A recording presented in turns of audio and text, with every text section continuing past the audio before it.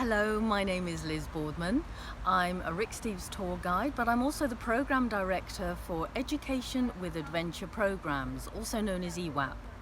Now what we'd like to do is bring you snapshots from the UK and snapshots from places that we offer on our adventure program as well as in our tours. Today is a very special one because it's a snapshot from my hometown, and this is Bath, based in the southwest area of England. So before we take you into Bath, we just wanted to give you a brief overview. Bath has a population of about 170,000 people, but what makes Bath unique is we have the only United Kingdom hot spring. Now, Bath's fame began with its promise of its supposedly healing waters. This was long before the Romans arrived in the 1st century. Bath was already known for these hot waters. But the city became a spa town with the Latin name of Aqua Sulis. This is the water of Sulis, a Celtic god, way back in AD 60 when the Romans began to build the baths. Now a temple was constructed and a bathing complex was built up over the next 300 years. The city's importance carried through the Saxon times. This is from the year 410 to 1066, just over 600 years, where we had a huge church built on the site of the present-day abbey, which was actually considered the religious capital of Britain. Now, Bath did decline during the mid-1600s, wasting away to a small settlement of about 3,000 people in huts around some hot, smelly mud, oblivious to the Roman ruins 18 feet below their floors. But this all changed. In 1687, Queen Mary, fighting fertility, bathed in the hot waters. Within 10 months, she actually gave birth to a son, and a new age began for Bath.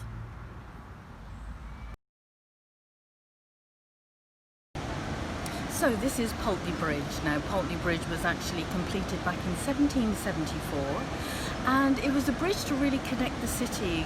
The land was given by the Pulteney family. The bridge itself was designed by Robert Adam in what we call a Palladian style, but it's actually only one of 4 bridges in the world to actually have shops that cross the full span, because during the time our architects and engineers would go on into Europe and do something called the Grand Tour. So with Pulteney Bridge, any idea where the inspiration came from?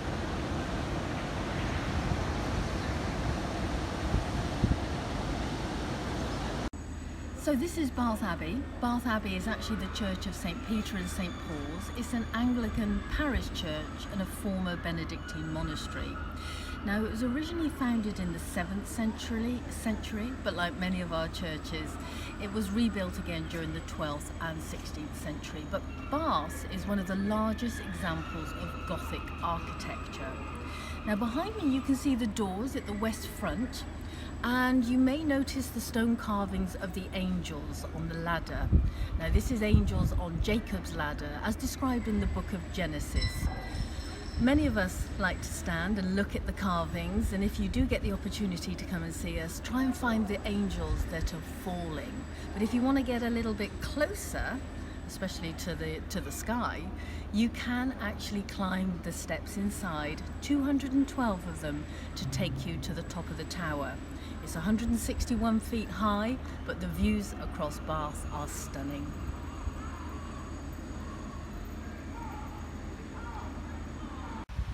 I'd like to welcome you to the circus in Bath. I'm sorry if you're disappointed there's no clowns, but the name circus is actually from the Latin word meaning oval or circle. Now, the circus was originally designed by John Wood the Elder, but completed by his son, John Wood the Younger. This was in 1768.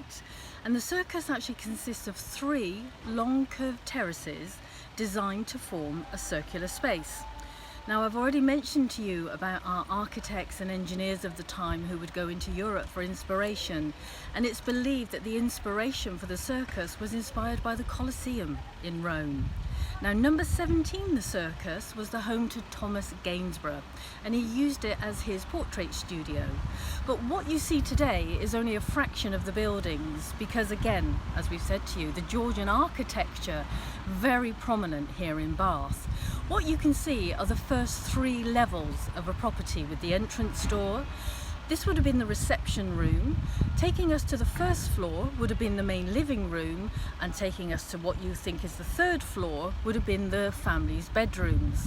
However, in the roof would have been the servants' quarters, and below street level is where we find the utilities. There's often one, if not two levels below the street level now.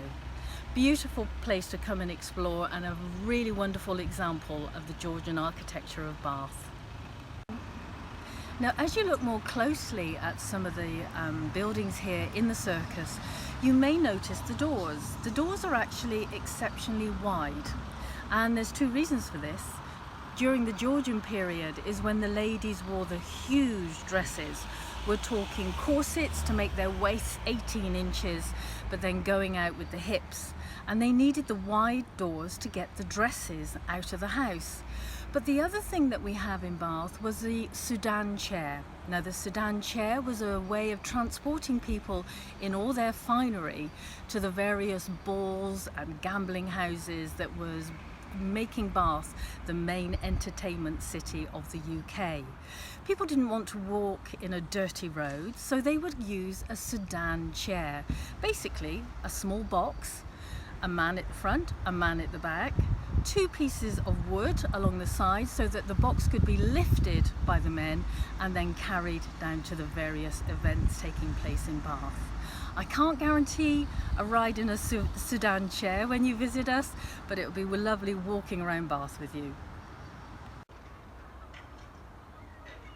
So we are currently in Royal Victoria Park. Now, this is just a very short walk from the city centre, and Victoria Park was opened back in 1830 by the 11-year-old Princess Victoria. In fact, this was the first park to actually carry her name. But Victoria Park is in front of the Royal Crescent. Now, the Royal Crescent is a row of 30 terraced houses, again designed by John Wood the Younger, but is one of the greatest examples in the UK of Georgian architecture. Basically, it's a stone facade that actually remains much as it was when it was first built, but many of the houses have actually been converted into flats and offices now.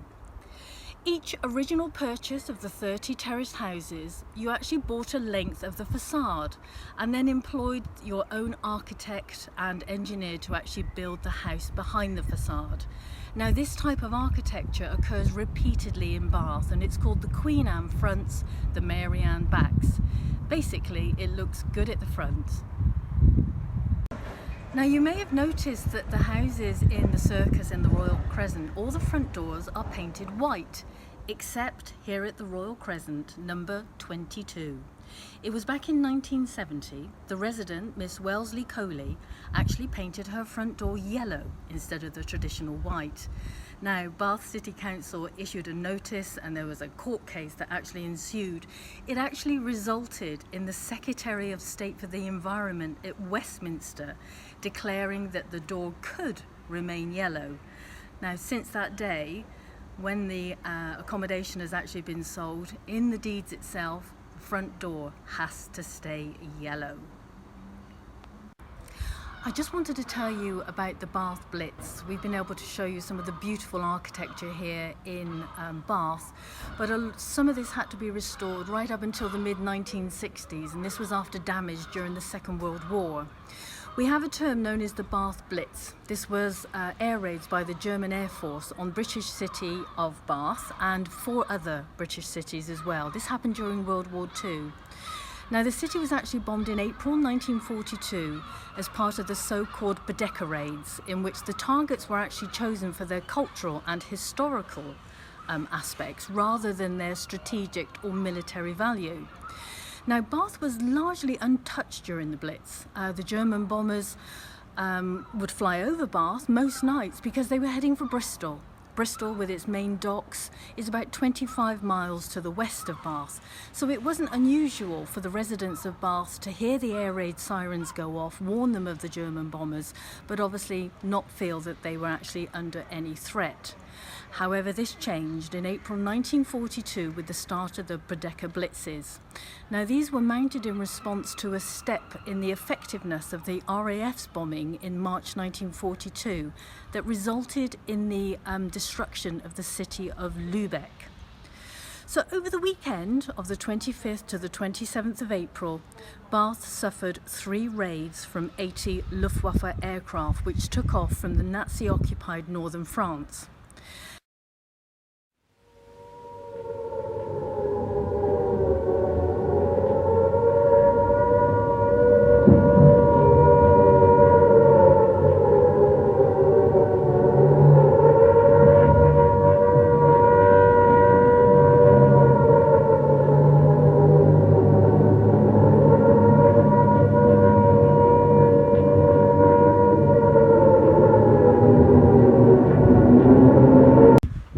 As the city sirens wailed, few of the citizens actually took cover even when the first Pathfinder flares fell.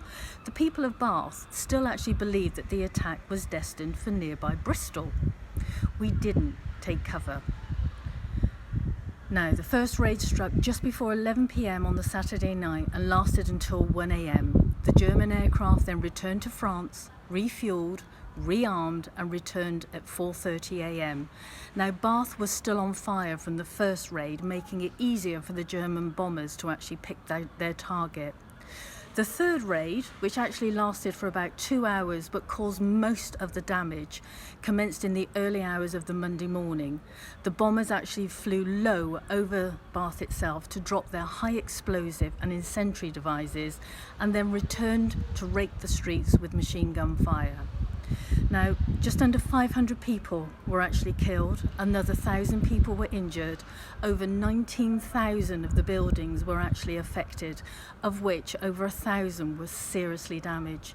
Buildings involved in the circus, as well as the Royal Crescent, and obviously around Pulteney Bridge as well. So over the forthcoming years since the war, we've obviously had a major restoration programme.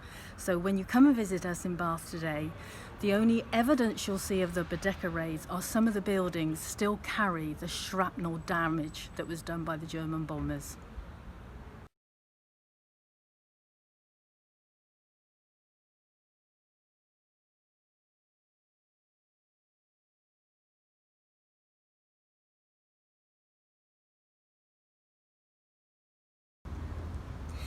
I hope you've enjoyed our snapshot of Bath. We've really enjoyed sharing Bath with you, if not physically, virtually. If you had any comments, we would welcome comments, and if there was anything in particular you would like to know about within the UK or the surrounding area, again, please leave us a message and we'll be happy to address that for you. If you're able to and in a position to, we would really appreciate any donations that you might be able to spare so we can continue making these virtual tours for you, and it will help us get through this difficult time for everyone. Thank you again and look forward to seeing you soon with our next adventure.